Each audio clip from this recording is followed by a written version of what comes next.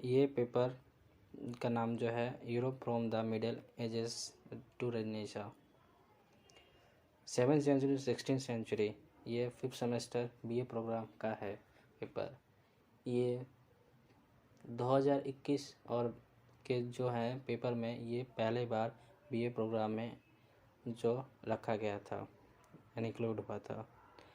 ये पेपर मैं आपको एज प्रोवाइड करवा दूंगा पिछले साल से और उसके बाद का भी। और एक मैं आपको पहले बता देता हूँ कि आने कुछ 30 या 40 क्वेश्चन का मैं एज PDF प्रोवाइड करूँगा आपको कुछ दिनों में। तो आप अगर चाहिए तो आप हमें कमेंट कर सकते हैं। तो चलिए हम यूरोप में पुनर्जागरण के बारे में कुछ पॉइंट पे हम चर्चा कर लेते हैं। जैसे कि पुनर्जागरण क्या परिभाषा हो सकती है, परिभाषा किस प्रकार की गई, इटली में पुनर्जागरण का उदय क्यों हुआ और कैसे हुआ, एक क्वेश्चन भी बन जाता है। पुनर्जागरण का विकास में किन किन इतिहासकारों और किन किन कारणों से आगे बढ़ा। उसके बाद सुधार में हम 2 देते हैं, इसमें धार्मिक सुधार आ जाता है और इसमें कुछ और वैज्ञानिक में भी आ जाता है। धार्मिक में कैथोलिक का एक नया जो जन्म लेता है, जिसके कारण हम पुनर्जागरण का एक बड़ा स्वरूप कह सकते हैं। उसके बाद इसका उत्थान किस प्रकार हुआ, पुनर्जागरण का प्रभाव तो मैंने आपको बता दिया। फिर आंदोलन के रूप में ये कह सकते हैं कि जो वैज्ञानिक क्रांति थे जो आंदोलन के रूप में हो गया, जैसे कि गैलीलियो का हो गया, न्यूटन का हो गया, और इसके साथ साथ गैलीलियो के जो दूरबीन थे उनका एक महत्वपूर्ण जो खगोल पिंडों को देख सकते थे, उसके द्वारा वह एक अलग ही चमत्कार के रूप में जाने लग गया था। चलिए फिर हम उसके साथ एक कुछ और पॉइंट को मैं बता देता हूँ। जैसे कि ये प्रश्न के रूप में भी आ सकता है शॉर्ट नोट में। जैसे कि उदय जो पुनर्जागरण हुआ था वो किन परिस्थितियों में उदय हुआ था। इसके बाद पुनर्जागरण में सामाजिक, आर्थिक और राजनीतिक किस प्रकार से प्रभावित किए। धार्मिक सुधार में किन पक्षों का अध्ययन सबसे ज़्यादा किया गया। फिर कुछ और पॉइंट में जैसे देख लेते हैं, यूरोप में परिवर्तन की विश्व में किस प्रकार लहर पड़ी। अगर इसका हम थोड़ा सा इंट्रोडक्शन करें तो बताते हैं, यूरोप में पुनर्जागरण और धार्मिक सुधार का जो युग था मध्य युग में हुआ और आधुनिक युग में प्रारंभ हो चुका था।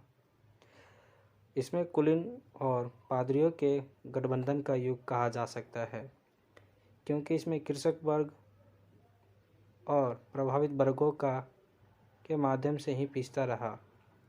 इसमें समाजवादी युग पर आधारित व्यवस्था थी और यूरोप में 16 शताब्दी में भौगोलिक खोजों के प्रारंभ हो गई थी। इसके साथ हम कह सकते हैं कि यूरोप में पुनर्जागरण और धार्मिक सुधारों के फलस्वरूप एक नई सूत्रपात यानी जन्म देता है। इस लहर के द्वारा ही रूढ़िवादी मान्यताओं को चुनौती मिली थी, जो कि कैथोलिक धर्म था।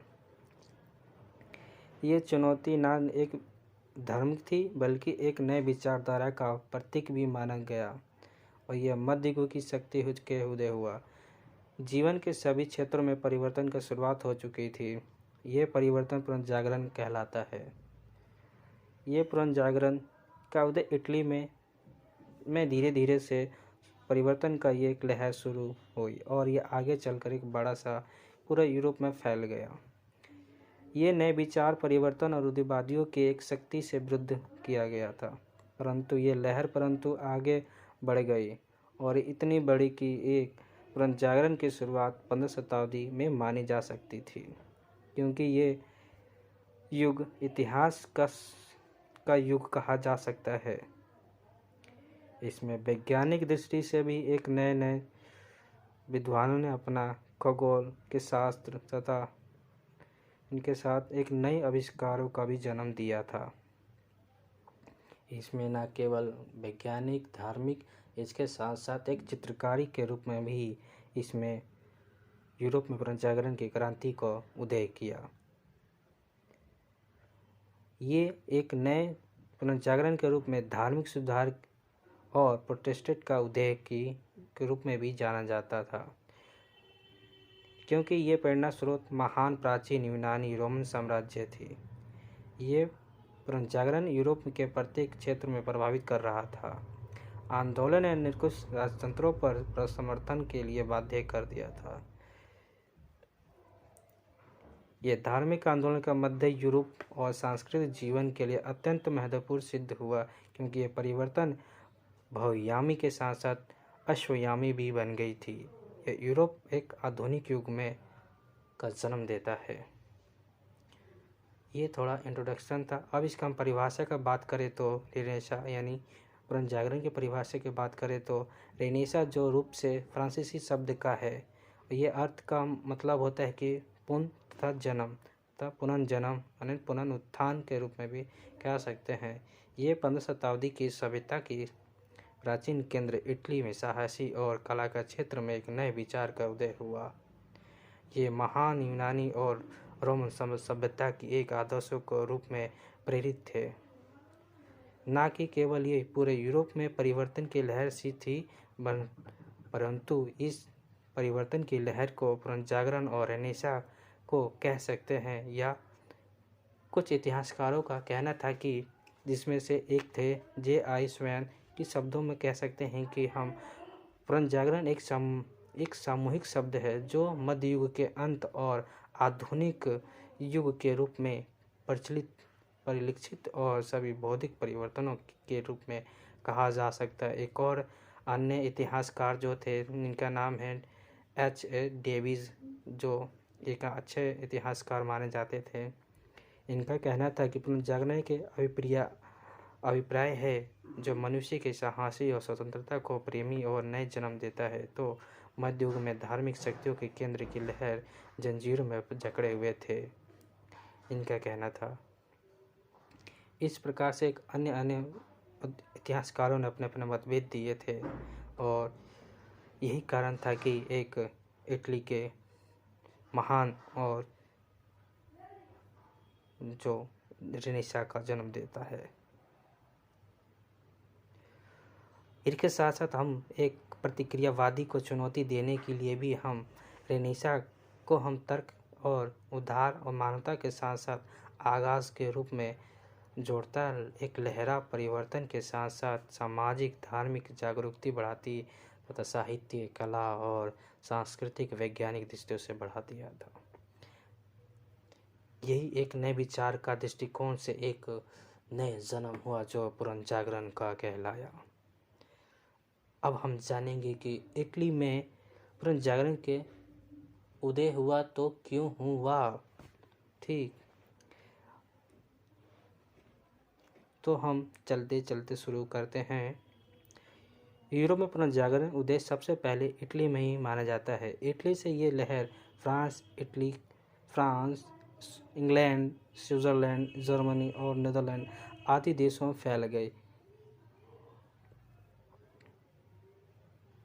इसके साथ हम जानते हैं आगे इटली में क्यों हुआ।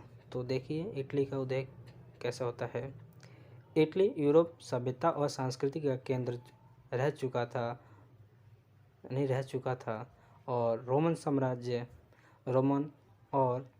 साम्राज्य जो था राजनीतिक बन गया था। महान रोमन साम्राज्य के वैभव और स्मारक अभी भी इटली में विद्यमान हैं और प्राचीन यूरोप सभ्यता लैटिन की एक रचनाएं इटली के बड़े चर्चों की मौजूदी थी। इन्हें हम प्राचीन स्मारक और रचनाओं के साथ साथ साहित्य कला और विद्वानों और तर्कवादियों के लिए भी जाने जाते हैं और ये बहुत से प्रेरित करते हैं। इसके साथ हम दूसरा पॉइंट हम देखते हैं कि इटली के देशों में के साथ साथ अच्छा संपर्क था। इस संपर्क के बल पर हम इटली के विभिन्न राज्यों के व्यापारी वाणिज्य काफ़ी प्रगति कर ली थी। इटली में बड़े बड़े नगरों उदय और विकास हुआ। प्राचीन नगरों में फिर से समृद्धि होने लगे। इन समृद्धियों में नगरों के बौद्धिक और विकास का बल देने लग गया था। ये भी एक कारण थे। फिर तीसरा पॉइंट हम देखें 1453 में ई में रोमन साम्राज्य का बड़े नगर कुस्तुतुनिया पर तुर्कों का अधिकार कर लिया था। इस परिणामस्वरूप यूनानियों ने यूरोपीय विद्वानों कुस्तुतुनियों के विस्थापित होने के बाध्य हो गए। इटली में फ्लोरेंस, वेनिस, रोम आदि शहरों बस गए। इन विद्वानों पर पुनर्जागरण के विशेष योगदान ला। उसके बाद प्राचीन रोमन साम्राज्य की राजधानी रोम इटली में रहा। कैथोलिक धर्म मुख्य रूप से रही। ये पोप लैटिन और रचनाओं के स्मारक में साबित होने लग गया था। अनुवाद कराया जाने लग गया था। एक स्वर्ग कहा जाने लग गया था। इसके कारण हम पुनर्जागरण की गति में वृद्धि हुई। प्राचीन यूनानियों को रोमन साम्राज्य में रचनाएं, महान रचनाएं, सभ्यता विशाल रोमन साम्राज्य के समृद्धि दिनों में ताज़ा कर दी थी। ये अतीत की प्रेरणा लेकर अपने वर्तमान समृद्ध बनाने की ओर अग्रसर हुआ। और 5वां पॉइंट जो है, इटली का एक मध्य भूमध्य सागर ज़्यादा पास होने के कारण इटली एक विश्व में एक अन्य देशों के संपर्क रहते थे। इटली 3 भूमध्य सागरों से घिरा हुआ रहता था और इस इटली में लोग विश्व में रहे परिवर्तन के एक नए विचारों को प्रेरित होकर सबसे पहले इटली में पुनर्जागरण और उत्पन्न धीरे धीरे इससे समस्त यूरोप में प्रभावित होने लग गया था। हम बात करें तो इसका विकास